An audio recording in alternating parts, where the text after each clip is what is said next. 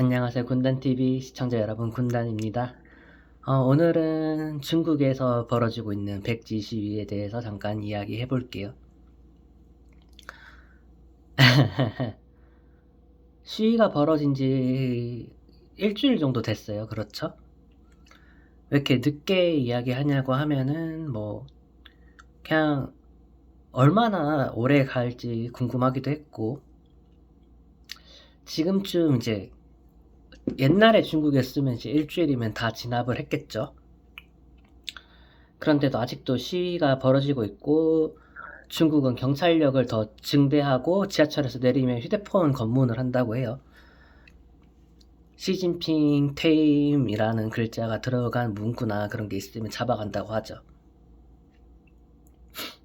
댓글에는 이제 자본주의 맛을 봤기 때문에 시위가 쉽게 꺼지지 않을 거다라는 이야기가 있던데,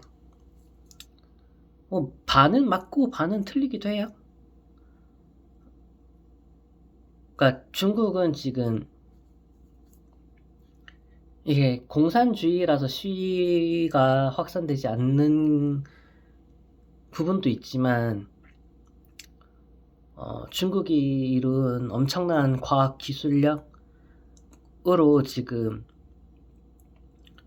진짜 오랜만에 들어볼 거예요. 빅브라더 이런 단어. 빅브라더에 버금가는 경찰력을 휘두르고 있기 때문에 아무래도 한 명 한 명의 소중한 가족들이 있는 사람으로서는 이제 입으로는 공산당 퇴진, 시진핑 물러가라 이렇게 할지어도 나는 잡히기 싫을 거란 말이죠. 근데 그렇기 때문에 많은 어려움이 있는데도 시위를 하고 있는 걸 보면은 참 뭐라고 해야 되지? 그 콜라 맛을 보면은 잊을 수가 없다. 그 말이 맞는 것 같기도 하고, 또 한편으로는 그만큼 이번 월드컵이 중국 국민들한테 이제 분노를 폭발하게 되는 이제 그런 도화선 역할을 했다라고 볼 수가 있죠. 지금 푸틴은 대통령을 4번 했고 시진핑은 3년임에 성공을 했는데, 중국과 러시아가 나란히 손잡고 지금 독재자들이 지금 월드컵을 시작으로 공격을 받고 있어요.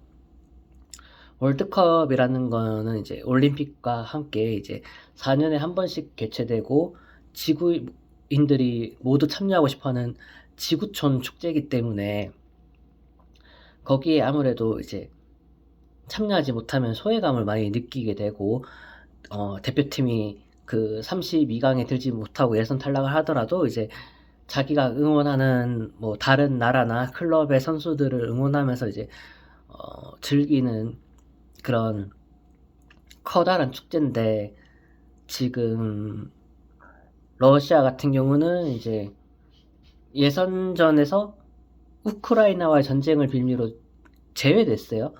그러니까 월드컵 예선을 뚫지 못했다 이런 게 아니라 제외가 되었고, 그 다음에 4년 전 2018년 러시아가 개최한 월드컵마저 지금 폄하당하고 있죠.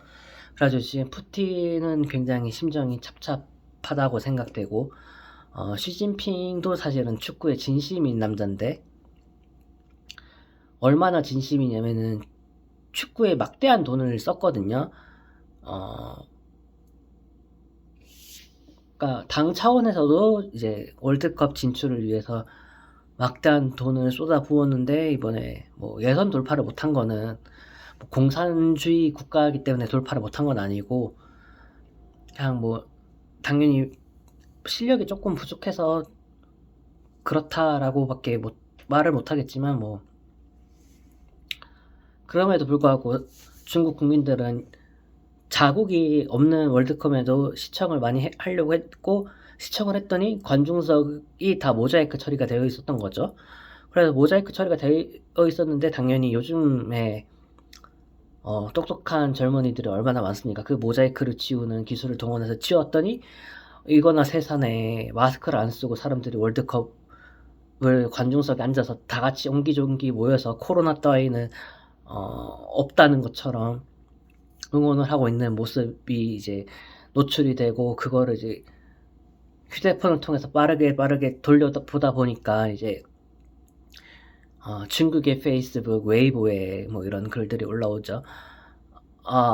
저기는 메타버스 세상인가요? 아니면은 카타르와 중국은 서로 다른 시대를 살고 있는 건가요?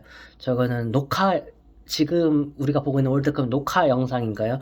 코로나가 없던 시절에 촬영을 한 거를 지금 그냥 그러니까 녹화한 거를 재생해 주는 건가요? 이런 비인양거리는 글들이 올라오면서 이제 시진핑은 물러나라, 공산당도 물러나라라는 이제 백지 시위가 벌어졌는데, 시진핑이 최근에 되게 무서운 말을 했어요. 애국심을 가지고 시위를 멈춰 달라고 했어요. 그가 말하는 애국심은 도대체 무엇인지 굉장히 궁금합니다.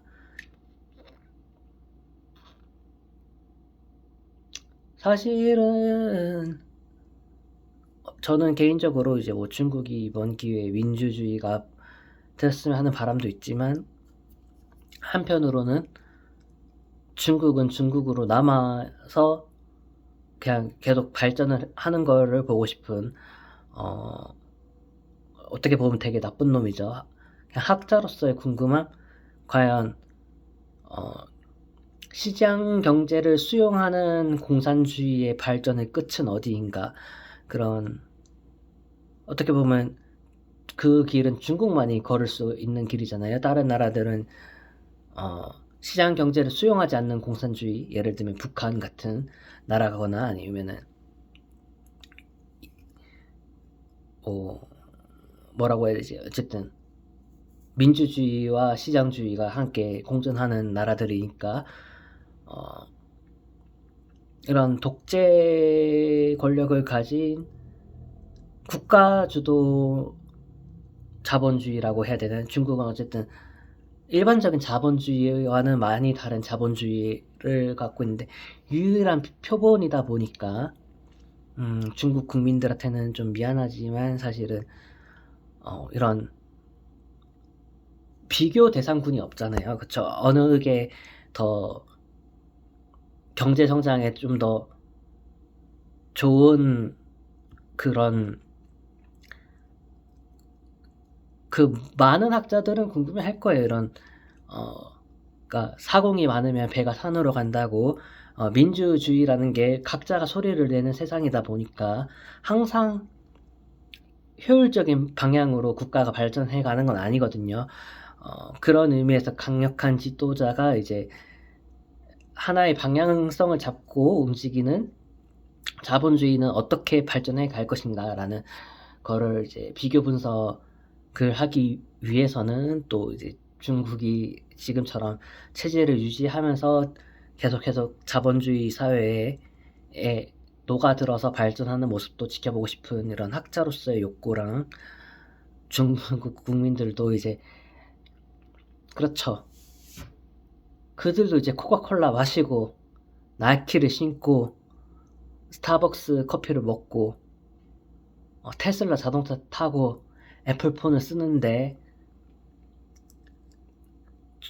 페이스북도 쓰고 트위터도 하고, 트위터는 망할 수도 있겠다라는 생각을 하고 있지만, 그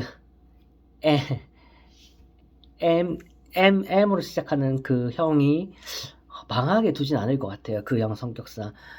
트위터가 지금은 엄청난 위기를 맞고 있지만, 이 위기를 극복하면은 한 단계 더 발전할 수도 있다는 생각이 들고, 웨이보 이런 거 하지 말고, 중국인들도 어차피 유튜브 하고 있지 않겠습니까? 몰래. 그런 민주주의적인 나라로 가는 모습도 살아생전에 보고 싶기도 하고, 만약 그렇게 됐을 땐 어떤 사회가 펼쳐질 것인가도 궁금한데, 어쨌든 두 가지 마음이 다 있어요, 저는. 과연 이 시위가 그냥 해프닝으로 끝날지 아니면 계속 불씨가 남아있어서 시 주석이 물러나게 될지 한번 관찰해보는 시간을 가져보는 게 지금 당장은 제 즐거움이라고 할 수 있겠네요. 이 영상을 여기서 마무리하고 또 다른 내용으로 잠시 이야기를 해볼까 해요. 그럼 안녕.